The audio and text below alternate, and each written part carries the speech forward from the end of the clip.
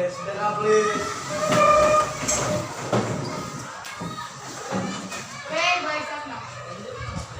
Let's pray. For Father Mabel, and I want to start our class. Please bless us. Thank you, Lord. In Jesus' name. Amen. Amen. Greeting. Okay, good day. Sit down.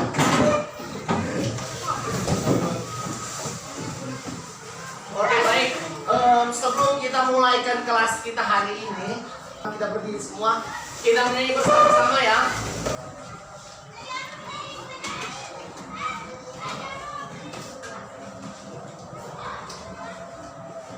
Oke, kita menyanyi bersama-sama. Jesus love me. Ya. Jesus love me, this I know. 1, 2, start. Jesus love me, this I know. For the Bible tells me so. Little ones to Him belong. They are weak, but He is strong. Yes, Jesus loves me. Yes, Jesus loves me. Yes, Jesus loves me. The Bible tells me so. Oke, sit down. Terima kasih. Oke, baik. Kita akan belajar hari ini yaitu judulnya tentang apa? Baptisan sebagai tanda menjadi milik Kristus. Baptisan ini diambil dalam ayat Alkitab Roma 6 ayat 1 sampai 6 dan Kisah para Rasul 19 ayat 4. Ya, baptisan sebagai tanda menjadi milik Kristus. Ada di sini yang sudah dibaptis. Yang sudah dibaptis 1, 2, 3, 4, 5, 6. Yang sudah dibaptis. Oke, turunkan tangan. Lanjut. Nah, gambar apa ini? Sekarang saya mau bertanya, apa yang Anda pikirkan dengan orang yang dibaptis? Hah? Kenapa orang ini harus dibaptis? Sapna, apa? Coba Isan. Agar lebih mengenal Apa? Allah. Agar lebih mengenal Allah. Ada lagi? Kenapa dia dibaptis? Kamu sudah baptis kan? Kenapa dia dibaptis? Agar menerima Roh Kudus. Terakhir ada lagi. Kenapa? Kan sudah merasa dibaptis. Oh iya kan sudah dibaptis. Gimana? Jadi hamba Allah. Menjadi hamba Allah. Oke, itu versi aja ya. Sudah bagus jawaban Anda, tidak ada yang salah. Tapi kita akan lihat arti baptisan. Nah, di dalam pelajaran kita hari ini bab 3 tentang baptisan ada kompetensi dasar, indikator dan kompetensi inti. Di mana kita akan mempelajari tentang bagaimana Yesus dibaptis ya, dan bagaimana Yesus dibaptis dan bagaimana Yesus memberikan mengampuni kita ya, mengampuni kita orang berdosa. Nah, hari ini ada 5 bagian. Ada 5 bagian yang akan ajarkan hari ini. Yang pertama, menjelaskan arti apa? Baptisan. Yang kedua, apa? Menerangkan makna dari minum anggur, makan roti dan tak beragi dan membasuh kaki. Yang ketiga, menyebutkan arti tefila, bukan tegula ya, tefila. Yang keempat, menjelaskan arti apa? Air dan roh. Dilahirkan dari apa? Air dan roh. Yang kelima, kita akan mendiskusikan kenapa Yesus Kristus harus dibaptis. Nanti saya tanya, kenapa sih Julio harus dibaptis? Gitu kan? Kenapa kalian dibaptis? Kita lihat. Nah, dalam perjanjian baru itu dari kitab mana ke mana? Matius sampai perjanjian lama 39, perjanjian baru 27, jumlahnya 66. Nah, kita akan lihat di dalam perjanjian baru, baptisan ini berasal dari bahasa Yunani atau Greka. Diambil dari kata apa, Pak? Baptiso. Berarti apa? Menyelamkan atau dicelupkan. Yang biasa minum teh apa? Celup. Kalau kita minum teh itu enak nggak? Kita cuma celup setengah aja, setengah. Baru enak. Ya, harus semua dicelupkan. Oke, jadi ini arti baptiso atau baptisan, ditenggelamkan atau celupkan. Kita lihat. Kalau dalam perjanjian lama dikenal dengan tefila. Kalau perjanjian baru apa? Baptiso. Baptiso. Nah, kalau perjanjian lama dikenal tevilah, ini artinya ada pembersihan atau upacara. Saya mau dibaptis supaya ada penyucian diriku ini. Ya. Ini wajib dijalankan oleh para calon yang dibaptis dari non-Yahudi ketika mereka akan mengikuti atau menjadi pengikut agama Yahudi. Nah, kalau dalam perjanjian lama, baptisan ini tindakan membenamkan diri ke dalam air. Artinya harus apa semua? Masuk semua ke dalam apa? Air harus masuk semua ke dalam air. Ya. Tapi zaman dulu ada nama kolam. Kolam apa namanya? Mikveh. Nah, ini kolam mikveh. Nah, ini dalam perjanjian lama seorang tokoh pemimpin Aram dibaptis oleh Naaman. Siapa? Naaman. Ada cerita tentang apa? Tahu cerita Naaman? Tahu. Naaman itu apa yang terjadi dengannya? Penyakit Kusta. kusta baru Disembuhkan. disembuhkan di mana? Sungai Yordan. Sungai Yordan. Berapa kali celup? 7 kali. Terus ketika dia keluar dari Sungai Yordan, kulitnya gimana? Sembuh. Sembuh. Sungai Yordan itu bersih atau kotor? Kotor. Ya, kotor. Tapi kalau kita berpikir ngapain? Saya sudah luka-luka, masuk ke dalam air kotor, pasti kotor juga kan? Nah, kita lanjut ya. Berabad-abad sebelum zaman Kristus, umat perjanjian lama percaya bahwa bentuk kontak dengan dunia luar mencemarkan mereka. Jadi kalau kita bergaul sama orang luar, kita berdosa. Nah, katanya sebelum mereka boleh makan atau berdoa, terlebih dahulu mereka harus membersihkan diri. Jadi kalau kita orang Yahudi ya, ketemu sama orang luar, bukan orang, ketemu aja sudah kena kontak fisik, pulang ke rumah langsung mandi, bilas. Ya, karena nggak boleh ya. Hal ini tampak nyata ketika kalau mereka mau berdoa pada hari Sabat. Orang-orang Yahudi wajib membersihkan diri mereka dalam suatu kolam ritual yang disebut mereka pergi kolam. Nah, kalau kita lihat tetangga kita Muslim sebelum masuk masjid ngapain? Wudhu kan? Air wudhu. Bisa jadi kayaknya seperti kita, artinya kita harus membersihkan. Tapi yang sekarang kita orang Kristen itu kita harus membersihkan diri kita, ya, perbuatan kita supaya kita layak menghadap Tuhan kalau masuk gereja. Nah, kolam tersebut ini diisi dengan air yang mengalir, jadi otomatis airnya bersih, mengalir terus, ya. Ini disebut dengan air hidup. Ya, mereka harus menenggelamkan dirinya sepenuhnya ke dalam air. Mereka juga memerlukan seorang untuk menjadi saksi. Jadi kalau upacara baptisan harus ada saksi. Jadi kalau kamu dibaptis dan ada saksi, saya nggak percaya. Ya, makanya kalian dibaptis ada apa? Saksi dan diakon-diakones kan yang menyanyi ya.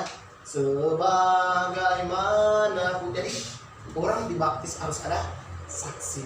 Kita lihat lanjut ya. Dalam perjanjian baru ada juga namanya baptisan membasuh tubuh dan jiwa kita dari gaya dan cara hidup lama ke gaya dan cara hidup yang baru, yaitu hidup menurut ajaran Kristus. Demikian juga dalam hidup baru ini kita dibebaskan dari perhambaan dosa, sebaliknya kita menjadi hamba Allah di dalam Yesus Kristus. Baptisan memeteraikan seseorang menjadi milik Kristus. Jadi kalau orang dibaptis berarti dia sudah dimeteraikan menjadi milik Kristus. Kalau jadi, kalau saya nggak mau baptis, ini katakan berarti kita belum dimeteraikan ya. Makanya kita apa Matius 28 ya? 28. Pergilah kamu ke seluruh dunia, beritakanlah Injil dan baptiskanlah mereka ya. Baptiskanlah mereka. Jadi ini harus dibaptis. Nah, jika demikian apakah baptisan merupakan jaminan? Jadi kalau kita sudah dibaptis, sudah selamat nggak? Ayo. Siapa yang merasa saya mau dibaptis supaya selamat? Udah. Nah, jadi kalau baptis emangnya sudah selamat? Belum. Ya. Kita hanya manusia yang berdosa, menguburkan perilaku kita yang lama, dibaptiskan, dibenamkan ke air dan bangkit hidup baru seperti Tuhan Yesus kan, mati, dikubur dan dia bangkit sama dengan manusia lama. Kita harus dibenamkan ke dalam air. Jangan, yes saya sudah dibaptis berarti saya nggak ada dosa lagi. Nah, dosa itu tetap ada turun temurun dari nenek moyang kita ya. Jadi bukan berarti kita sudah dibaptis tidak ada dosa. Ini dia baptisan Yohanes. Ketika Yesus dibaptis apa yang keluar? Yang datang merpati. Nah, adat pembasuhan dalam perjanjian lama lebih mempunyai arti sebagai penyucian diri. Maka baptisan Yohanes bersifat eskatologi, menuju pada Kristus yang membaptiskan dengan Roh Kudus ya, membaptiskan dengan Roh Kudus. Yes. Ada dalam itu Alkitab kalau misalnya udah dibaptis itu dia akan selamat. Dia percaya. Kalau percaya dibaptis, tapi ada prosesnya ya. Oke. Semua hadir ya, aduh absen tadi karena saya lihat semuanya hadir hari ini. Jadi absen jadi saya sempat ambil absen, tapi semuanya hadir ya, saya lihat hadir semua. Oke, baptisan Yohanes, kemudian baptisan anak, baptisan anak-anak. Ada gereja yang melaksanakan baptisan ini gambarnya, baptisan anak-anak. Tetapi ada juga gereja yang hanya mengakui baptisan orang dewasa. Ya, banyak gereja di Indonesia memilih untuk membaptis orang sejak masih bayi dan baptisan. Ada yang dibaptis masih bayi sini. Ya, jadi dari kecil dia dimasuk begini kah? Kalau kita apa? Penyerahan bayi ya, penyerahan bayi ya. Ada penyerahan bayi. Nah, makanya dalam ini firman Tuhan katakan, biarkanlah anak-anak itu datang kepadaku, janganlah menghalang-halangi mereka, ya. Nggak boleh menghalang-halangi mereka untuk datang. Berikut ada lagi baptisan. Baptisan itu merupakan perintah Tuhan Yesus seperti yang saya katakan dalam Matius 28. Ini perintah, ada yang boleh larang. Karena ini surat yang Yesus tulis. Ibaratnya Tuhan Yesus katakan, nggak boleh ada yang hilangkan. Karena itu kita harus baptis orang-orang, artinya memberitakan Injil. Dari berbagai bangsa yang percaya kepadanya menjadi murid-murid, tandanya adalah melalui baptisan dan mereka pun menerima anugerah keselamatan. Jadi unsur percaya amat penting dalam baptisan, yaitu hanya orang yang percaya kepada Kristus yang menerima baptisan kudus. Kalau nggak percaya sama Tuhan Yesus berarti dia belum bisa dibaptis, ya. Makanya ketika orang itu percaya Tuhan, berarti dia siap untuk dibaptis. Kalau nggak percaya ngapain dibaptis? Ya, lanjut. Ada baptisan percik atau baptisan selam. Ya, dipercik, ambil air dipercik ya. Sejak beberapa waktu yang lalu banyak terjadi perdebatan mengenai cara baptisan ya. Ini terjadi di gereja-gereja, ada baptisan dipercik, diselamkan. Nah sekarang kalian perhatikan ya, ada video saya mau putar, kemudian kalian ambil kesimpulan ya, kesimpulan sikap yang diambil Tuhan Yesus ketika dia dibaptis ya. Nah, ketika Tuhan Yesus dibaptis. Pada tahun ke-15 pemerintahan Raja Agung Tiberius, Pontius Pilatus menjadi gubernur Yudea. Kesimpulan kenapa Yesus dibaptis? Hanas dan Kayafas menjadi imam besar. Firman Tuhan datang kepada Yohanes di padang gurun, dan dia menjelajahi seluruh daerah Yordan untuk berkhotbah tentang pertobatan dan pengampunan dosa. Bertobatlah kamu dan berilah dirimu dibaptis, maka Allah akan mengampuni dosamu. Seperti tertulis dalam kitab Nabi Yesaya. Ada suara yang berseru di padang gurun, persiapkanlah jalan untuk Tuhan. Luruskanlah jalan baginya.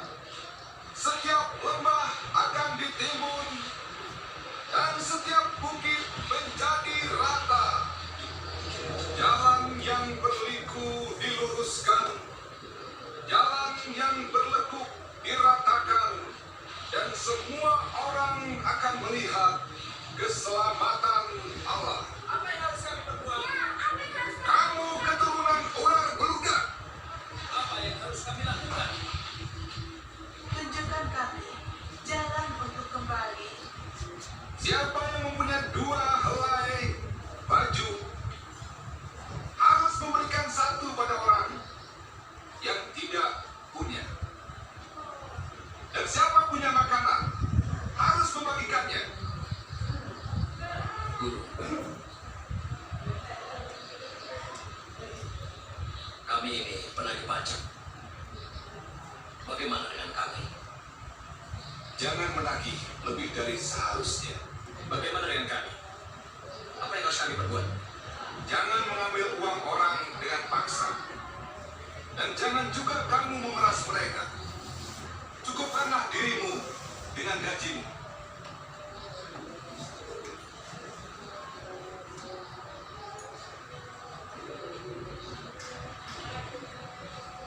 Katakan, engkau ke Kristus?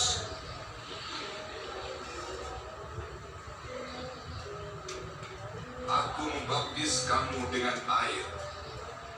Tetapi yang lebih berkuasa daripadaku akan datang. Membuka tali kasutnya pun aku tidak layak. Ia akan membaptis dengan Roh Kudus dan api. Di tangannya ada nyiru untuk menapi dan mengumpulkan gandum di dalam lumbung, tetapi sekam akan dibakarnya.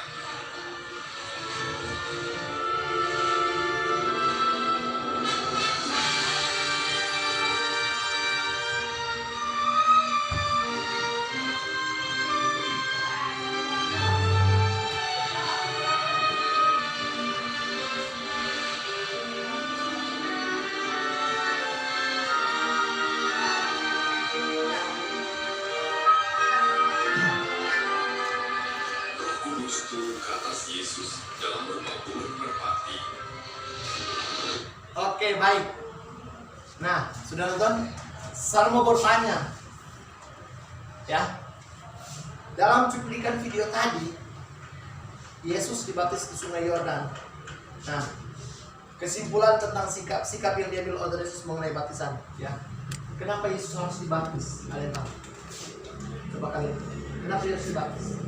Karena kan pada saat dia menjelma jadi manusia kan. Menjelma menjadi manusia, jadi Makanya dibaptis. oke, ada lagi terakhir, ada lagi. Kenapa dia dibaptis? Makanya sampai kenapa kok dibaptis? Kenapa dibaptis? Kenapa? Karena dia ingin memberikan teladan bahwa manusia itu harus dibaptis. Karena dia menjelma 100% Allah, 100% manusia. Dia merasakan bagaimana menjadi seorang manusia. Kita lihat ya, lanjut ya.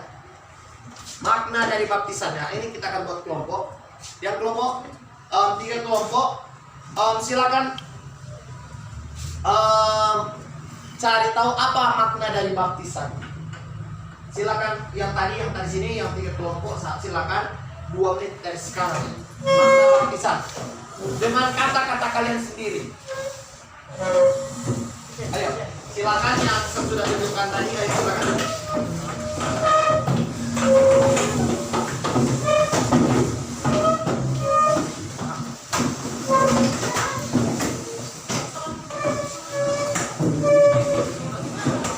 Oke, makna dari baptisan apa? Makna dari baptisan apa sih sebenarnya?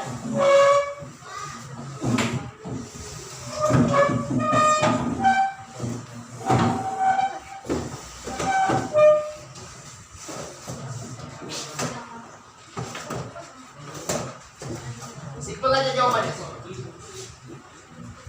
Kata-katamu sendiri. Sudah dapat? Makna baptisan apa?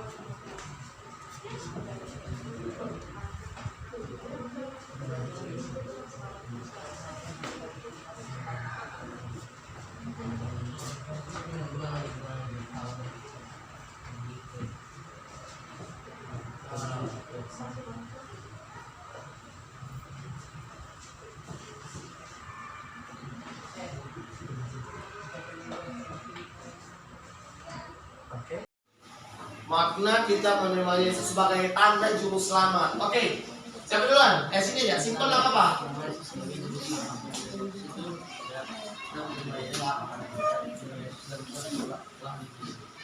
Oke, ada sama kemiripan dan telah dikuduskan. Makna baptisan mereka adalah kata mereka telah menerima Yesus dan telah dikuduskan. Apa? Dan adalah kita disucikan dan menjadi hamba. Wah, maknanya itu baptisan itu karena mereka itu katanya disucikan dan menjadi hamba Allah. Oke, terima kasih untuk semuanya. Tepuk tangan untuk semuanya. Oke, baik. Sekarang perhatikan di depan. Nah, saya mau kumpul data dari kalian kelompok. Ya. Ciri-ciri orang yang dibaptis apa? 2 aja, 2. Ciri-ciri orang yang dibaptis. Silakan tulis. Ciri-ciri. Ayo, 2. Ciri-ciri orang dibaptis. 2 aja saya minta.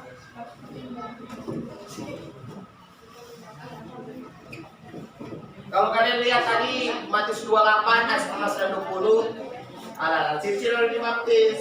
2 aja. Siap? Apa jawabannya? Oke.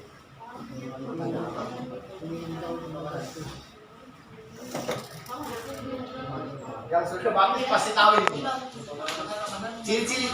Ciri-ciri orang yang ingin dibaptis. Coba. Mana? Datang mana? Coba sudah dicatat. Mana? Catat. Coba saya lihat. Apa? Ciri-ciri orang yang dibaptis atau apa? Apa? Pendalaman Alkitab. Kedua apa? Pertobatan. Oke, tepuk tangan untuk kelompok 1. Oke. Yang apa beda sama atau beda tipis? Silakan. Ada lagi sama-sama. Coba terlihat. Ciri-ciri coba sebutkan.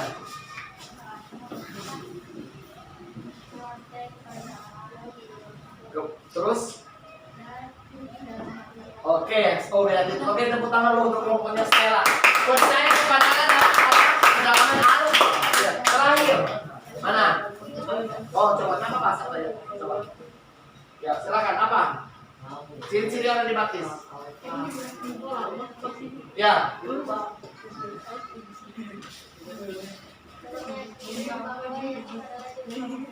Bawa yang apa? Terima kasih. Oke, tepuk tangan dulu untuk Julio punya kelompok. Katanya ciri-ciri orang yang dibaptis itu karena kita percaya Yesus itu sudah juru selamat. Jadi karena saya percaya Yesus juru selamat, jadi saya mau dibaptis. Oke, baik.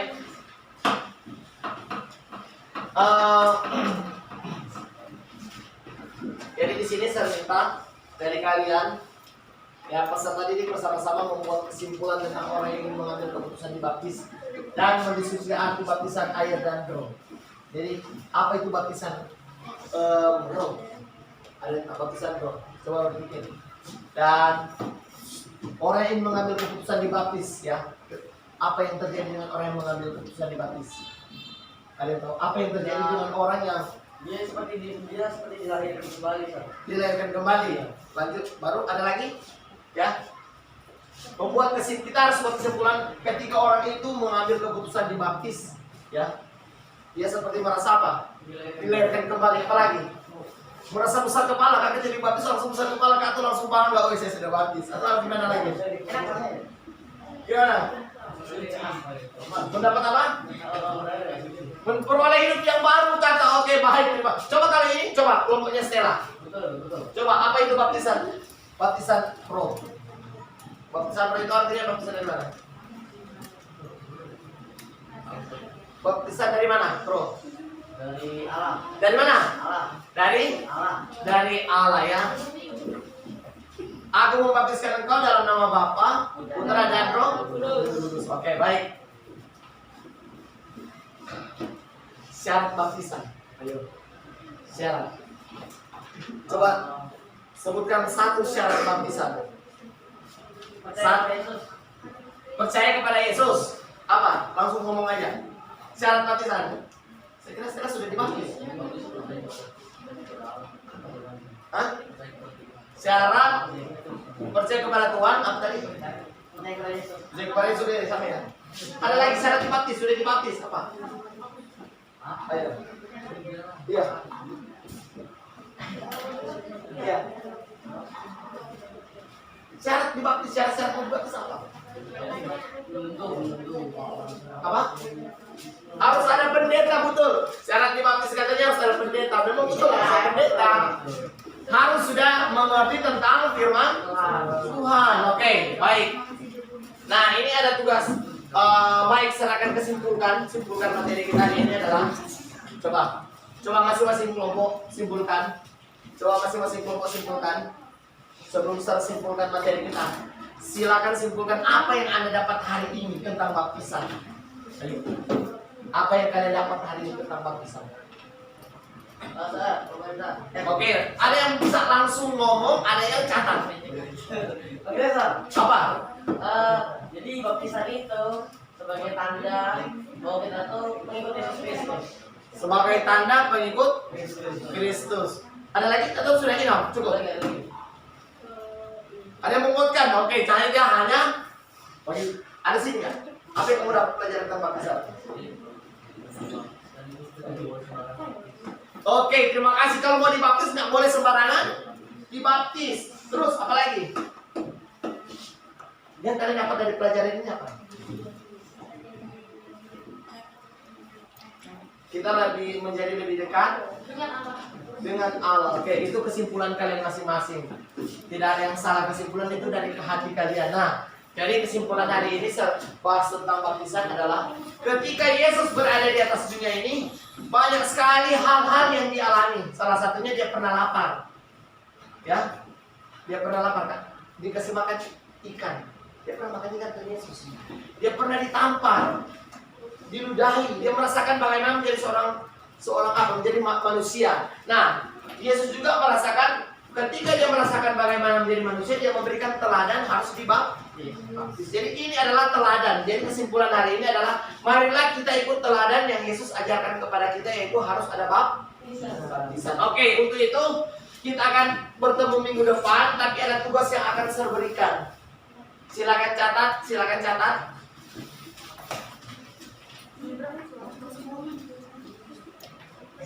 Ya, silakan catat. Oke, sudah dapat. Oke. Baik, sampai di sini pertemuan kita. Jadi saya minta pertemuan berikut saya akan cek tugas kalian hari ini. Saya undang semuanya berdiri. Ketua kelas siapkan kelas. Oke, selamat berdiri.